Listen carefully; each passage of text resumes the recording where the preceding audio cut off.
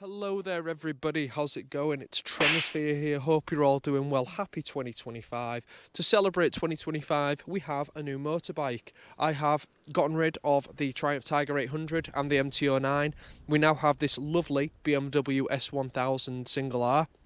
This is a 2017 model, so this comes with all the bells and whistles on. We've got a quick shifter, we've got a blipper, we've got all the nice goodies here, which I'll be talking about on the actual ride.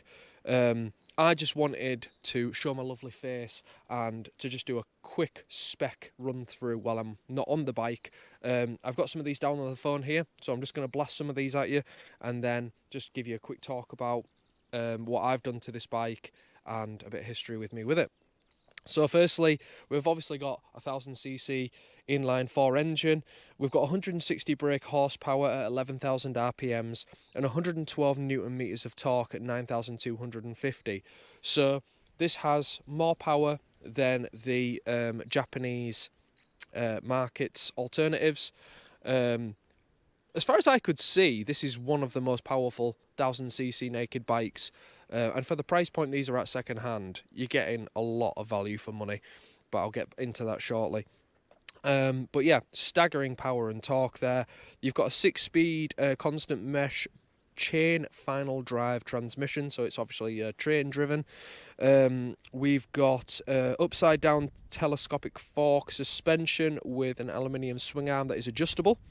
The brakes are on the front 320mm discs with Brembo 4-piston radial calipers, and on the rear a 220mm single disc with a single piston caliper. Now these specs are for a 2016 S1000R, but the 2017 is just the same.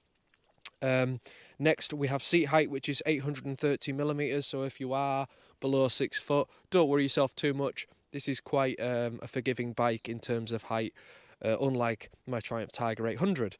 It's 177 kg dry, so the weight really isn't an issue. If the weight of this bike was an issue for you, I would be quite surprised. And a fuel capacity of 16.5 litres. Now, although the fuel tank on this is 16.5 litres, it drinks fuel. I haven't really put it in rain mode very much, which does knock the brake horsepower down to 100, which means that you can ride it a bit more sensibly. But this bike, just as far as I've found in my first 500 miles, the fuel isn't really something that to scream home about. It's not bad, but I wouldn't be buying this bike just for that reason. But yeah, we're going to get on the bike now. We're going to talk about what it's like to live with on the day-to-day and what it's like to actually own and ride this bike. And a couple of cool little facts about the second-hand market with these and things such as that. So we'll jump on the bike now and I'll see you guys in a moment.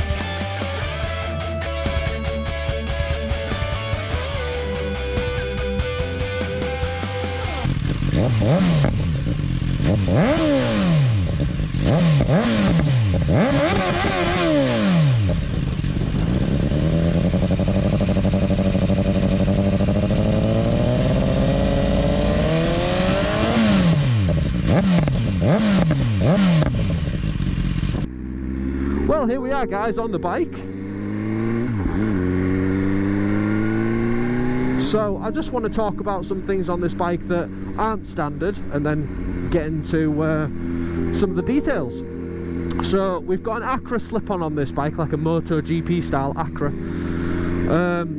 It comes with an Acra pipe, but it's a full-size one that you can't take the baffles out of, so hence I wanted something a bit louder and a bit more stubbified, so I got one of those. We've got a carbon fibre nose cone on. We've got a tank cover here, carbon tank cover, similar to, I think this one's actually off a HP4. and yeah, just a bit of bling and a seat cowl, as I'm not really taking a pillion on this at the moment. But with the bike itself, so let's get into the nitty-gritty about the S1000. Why did I choose the S1000 when I could have had a Tuono, I could have had an MT10, I could have had a KTM Super Duke? What made me choose the S1000, I think, is a good first question to answer. The reason I chose the S1000R is mainly because of the price it was versus what you were getting on paper. That was the first reason. So you're getting 160 brake horsepower, you're getting Brembo brakes, you're getting just top quality stuff. The modes on this bike are fantastic, that I'll get into shortly. It just comes with everything you'd want from a street bike, and then just pushes it up there that level further that the Jap market just don't seem to. The CB1000s seem incredibly mid to me by Honda. Don't really know what they're playing at with that. Suzuki has the GSX range, which seemed pretty good actually, I'm not gonna lie. The GSX 1000 and 750 seem to be pretty decent. Kawasaki obviously have the Z range with the 900 and the 1000. They also seem pretty good. I've yet to ride one because we don't have a Japanese dealership in North Yorkshire, apart from like Batley and stuff like that, but their policies are a bit skewed in my opinion. Then you've got the Aprilia Tuono, unfortunately just slightly out of my price range. I wanted the 1100, so price was a big issue there for me, otherwise I probably would have had the Aprilia. The MT10s are quite ugly in my opinion, and they're very expensive for what they are. They seem nice, but a lot of my friends have mentioned the build quality and such, said the build quality isn't too great, so the MT10 just didn't do it for me, and that's where the S1000 comes into the ballpark. You know, talking as a second-hand price guide here between £5,000 and £6,500. With that, you're getting 160 brake horsepower, Brembo brakes, you're getting modes, you're getting why do I want to say quick shifter? It's not a quick shifter. It's you're getting cruise control, heated grips built into the bike. Probably one of the nicest motors on the market as well. The S1000R 2015 motor is an absolute staple in the sports bike world, and this has that engine just retuned. I'd arguably say it has more power in different places, obviously because of how they changed the engine. They have kept the chassis of a 2015 S1000R on this, which I find interesting because you can actually feel elements of an S1000R in this, like carbon copy. The bits where obviously it gets a bit different are you've got upright bars on this and you haven't got all the front end. But aside from that, the peg positioning, how the engine reacts, the suspension, the brakes, all of it reminds me very much of an S1000R. So I'd argue, why do you need an S1000R for the road when these exist and they're so much cheaper? To get an S1000R, even a 2015 with hypothetically, let's say 18,000 miles, you're looking £7,000 plus. I can't find an S1000R for under 7.5 at the moment. They're just skyrocketing in price.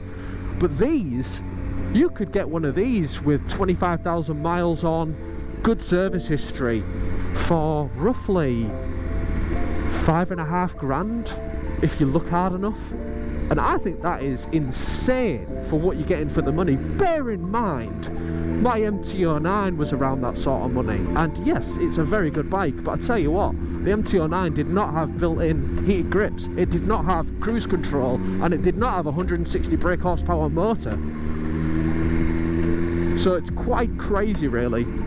Obviously you are going to have to deal with slightly higher insurance because it's 1000cc, and you are also going to have to consider the servicing costs. Once these hit around 18,000 miles, I'm pretty sure you have a service of the valve check to do. That is what would be included on that service, is a valve check around 18,000 miles, and that is about £800 from a BMW dealership, I have heard. So if you're to go to your your regular garage, you'd probably be looking around 500 quid. It's quite an expensive service, so that's going to put some people off. But then again, you know, vehicles need servicing. There's not really a way around that. For anyone who hasn't ridden with a quick shifter though, or a blipper, I've got to say, it really does change the way that you ride. I do find myself occasionally still changing gear like that. But you come to a corner like this a bit too quick, you knock it down a gear with the blipper and you're just cruising around, and it just makes what feels to me like a very dangerous bike a bit more manageable. You know, it's so easy to just nearly go up to a corner a bit too quick, overcook it, but then you can just use the blipper to bop it down. I have also heard on these that the brakes are linked, so on the front brake is slightly linked to the rear brake, which obviously can get you out of any tight situations. Seems like BMW have really thought about a lot of these things that they can add just to make the rider's life a bit easier. They've thought, you know, we have a very powerful motorbike here, we need to find ways where the user isn't going to feel overwhelmed. I won't lie to you guys, I've felt overwhelmed with this bike quite a few times in the short time I've ridden it. It accelerates at such a speed that it almost becomes hard to think about what's actually happening in front of you, because the bike is taking a lot of your attention. Obviously the more that I ride the bike, the less that'll happen. It does really come to life around 7,000 RPMs. As soon as you get it about this point now, yeah, just, oh my god, it just around 80 kilometers an hour. It really does just pull, like silly pull. I've heard a lot of people also say these bikes are, you know, a bit boring. I can understand where people are coming from. I'm not going to play ignorant to that. I can see how this bike could feel a bit boring. When you're not opening the throttle up and letting the engine get to the point it wants to be at, it's quite happy just tootling along, just doing, you know, it'll do 30 in fifth gear all day long. You can just sit in fifth gear on this bike all day and it'll do everything from 30 to 160 miles an hour. And that's a really cool feature, a bike being able to do that. As I've got used to it more as well, although it has a sports bike back end on this and the seat is pretty uncomfortable, you do get used to it. It isn't that bad. That is a car. That is a car. Don't go, no, that was a car. That's a bit of a scary hill, that. You can't always see who's coming over it. But yeah, so that's basically the power as best as I can describe it to you. As you can see here, legs, if you've ever ridden a sports bike, a CBR 600, an R6, anything like that, the leg positioning is very high, very tucked up into your gut. And yeah, that's just the feel of the leg position, really. Brakes are silly good, like silly good. I've wanted my own set of Brembos on a bike for as long as I can remember. They don't disappoint. If I was to stop now, like, I'm over the tank. It's pulling that hard to stop. So yeah, the Brembos are class. The suspension's awesome as well, as I'm just about to get on to in a moment. A lot of the modes and such really do help with all that.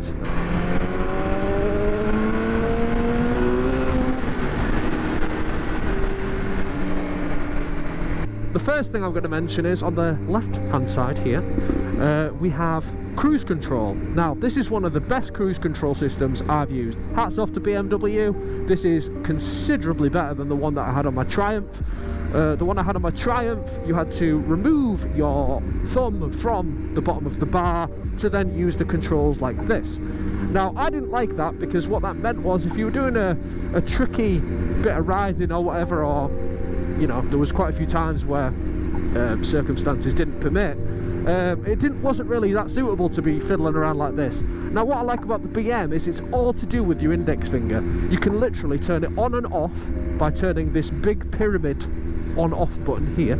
So if I turn that to on, now if I have my hand wrapped around the bar like that and I want to go into cruise control, I just push it down and it has set my speed.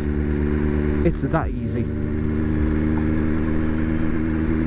And as you can see on the dashboard, it's highlighted green, say that it's set. We're doing 25 mile an hour. Let's say I want to go up to 30 mile an hour, but I don't want to have to reset it. What would be the best way of doing that? Well, again, just push down 5 times on the cruise control and it's going to pump you up 5 miles an hour. And then Lee Bosch, you are now doing 30 mile an hour with cruise control without turning it off.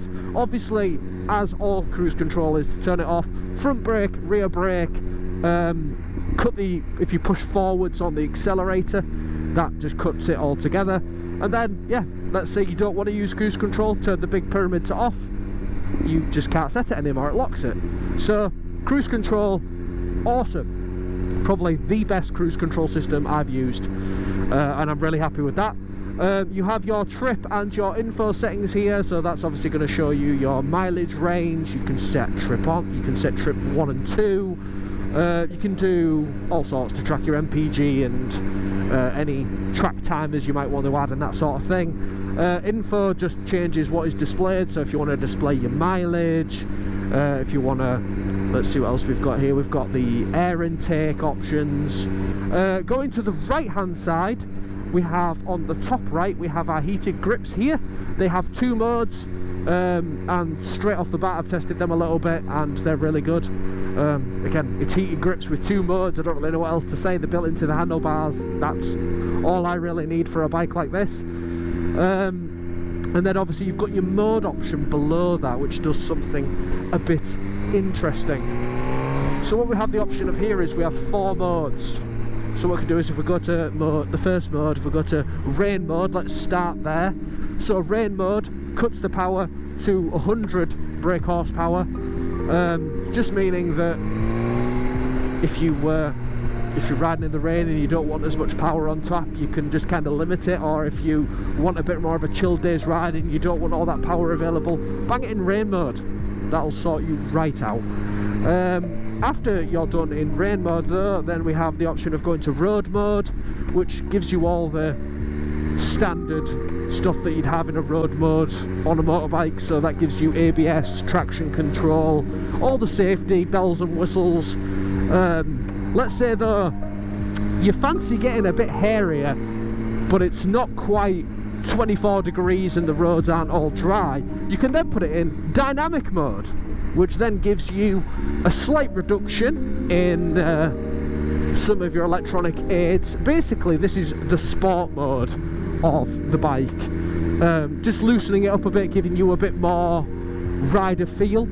And then if you want to go hell for leather, put it in dynamic pro mode, and that will, I think this is where now it reduces the ABS, which will allow you to do wheelies with assisted wheelie control. Because I ride on the road, I haven't had much chance to test this, but apparently there is a wheelie limiter where the bike will recognise when it gets to a certain angle, and then it will cut the wheelie in a nice way so that it brings it down softly and doesn't just slam it down. It's a really cool feature that I've not had a chance to test. Not only that, but just to wheelie this bike in general, I personally would find quite intimidating. It's got so much power that comes out of nowhere. It'd be so easy just to flip this thing. So yeah, that'd be something I'd have to practice in a controlled environment and such. One thing I have noticed is this bike for an inline 4 does run quite rough, and what I mean by that is you do get quite a few vibrations that come through the handlebars, and the bike itself just feels quite rough, almost like it's running poorly. I believe that BMW purposely make them run like this for performance, so the bike might feel like it's running rougher, but that's just to squeeze a bit more extra power out of it. And if you have the money to do so, I think it'll probably be around £1,000. You could then get a full header system for this without the cat, and you could afford to get it retuned. From what I've read on a lot of the forums, it is actually worth doing that. I just simply can't afford to do it. I'd recommend it from what I've read. I've heard a lot of people say very good things about doing that. But yeah, that's my first impressions of the S1000.